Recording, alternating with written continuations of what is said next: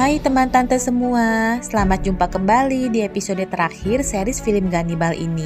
Mari kita saksikan apakah Daigo berhasil mengungkap misteri kanibalisme di desa Kuge dan apakah dia dan keluarganya berhasil selamat. Seperti biasa, buat yang belum subscribe, di-subscribe dan di-like juga ya videonya. Terima kasih. Episode 7 dimulai dengan memperlihatkan Daigo yang pingsan karena dipukul Ryuichi dibawa ke kediaman keluarga Goto. Daigo tersadar akibat siraman air di wajahnya dan melihat Keisuke beserta gengnya ada di depannya. Daigo pun langsung berontak namun tak bisa karena dia dalam posisi diikat. Dan tampak Ryuichi sedang menceritakan pada salah satu anggota keluarga Goto bahwa ada pengkhianat di keluarga mereka dan dia akan menemukannya. Tiba-tiba beberapa keluarga Goto yang lain datang sehingga Ryuichi berhenti bercerita dan segera pergi. Sementara itu, Keisuke bertanya pada Daigo apa tujuannya memeriksa rumah keluarganya. Daigo bilang agar Keisuke melepaskan anak-anak yang dia kurung. Daigo bilang dia tahu bahwa banyak bayi di desa Kuge yang lahir mati saat ditolong oleh Gin Goto. Dan pasti anak-anak itu masih hidup disembunyikan di suatu tempat di desa itu. Mendengar itu, Jin langsung kesal dan memukul Daigo. Daigo kemudian menyarankan agar menyalahkan saja semuanya pada Gin Goto. Dan bilang kalau mereka hanya dipaksa membantu sehingga hukumannya akan lebih ringan. Jin yang semakin kesal langsung menendang Daigo hingga terbalik. Daigo yang sebelumnya sudah melihat ada pecahan batu di situ langsung menggunakannya untuk memotong ikatannya. Daigo bilang dia hanya ingin menolong anak-anak itu. Setelahnya dia tak akan mengganggu mereka lagi. Jin yang tak bisa menahan amarahnya lagi mengambil celurit dan mengarahkannya ke kepala Daigo. Tepat pada saat hampir kena, Daigo berhasil melepaskan ikatannya lalu memukul dan menyandera Jin. Keluarga Goto langsung mengarahkan senapan mereka. Daigo bilang pada Keisuke bahwa kalau dia mati di situ, maka kepolisian pasti akan menyelidiki kasus itu sampai tuntas. Tiba-tiba terdengar suara ketukan di pintu. Ternyata Kiyoshi membawa kepala polisi datang ke situ. Kepala polisi bilang kepala desa melapor padanya bahwa Daigo membuat keributan dan masuk ke kediaman keluarga Goto tanpa izin. Dia pun menyuruh Daigo melepaskan Jin. Melihat Daigo terdiam, kepala polisi menghampiri dan melepaskan Jin. Kemudian membawa Daigo keluar dari tempat itu setelah meminta maaf atas kelakuannya. Sementara itu, Yosuke memberikan makanan pada anak yang akan dipersembahkan dalam festival, lalu mengganti bajunya, dan bilang pada anak itu bahwa sudah waktunya pergi dari situ. Kepala polisi yang membawa Daigo pergi menegurnya karena bertindak gegabah. Sementara Daigo bilang kalau dia tahu ada orang Goto di kepolisian dan menuduh itu adalah kepala polisi.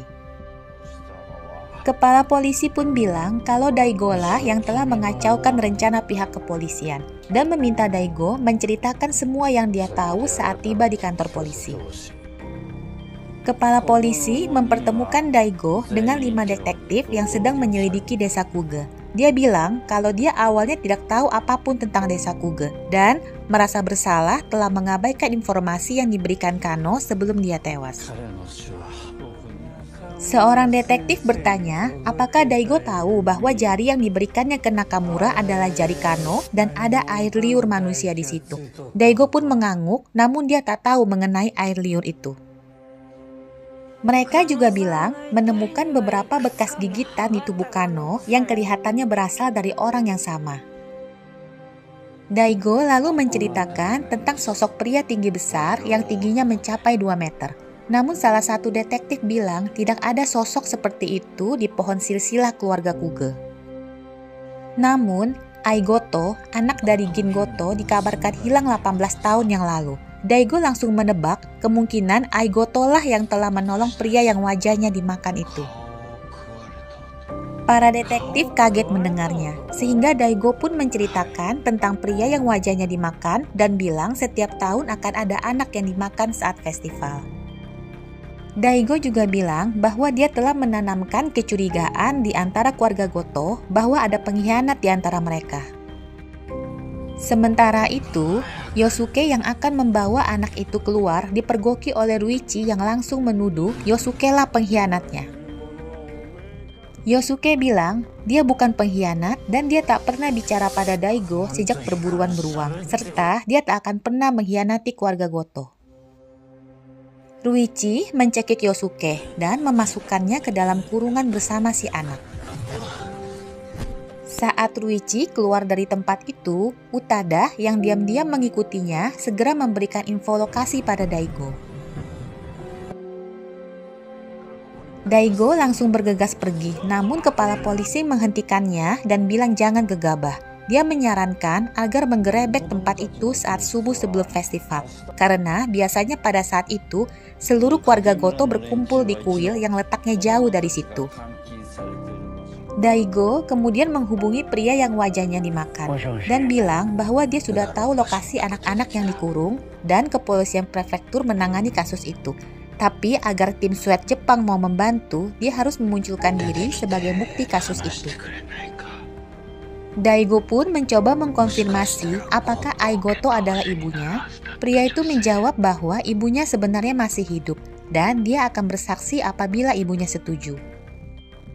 Kemudian, pria yang wajahnya dimakan menghampiri ibunya dan mengucapkan terima kasih telah dirawat hingga dewasa meskipun dia bukan anak kandung, dan bilang kalau dia tahu bahwa ibunya adalah Ai Goto. Sementara itu, saat keluarga Goto sedang berkumpul, Ryuichi menuduh Yosuke dan Ai Goto yang bersembunyi di suatu tempat sebagai pengkhianat.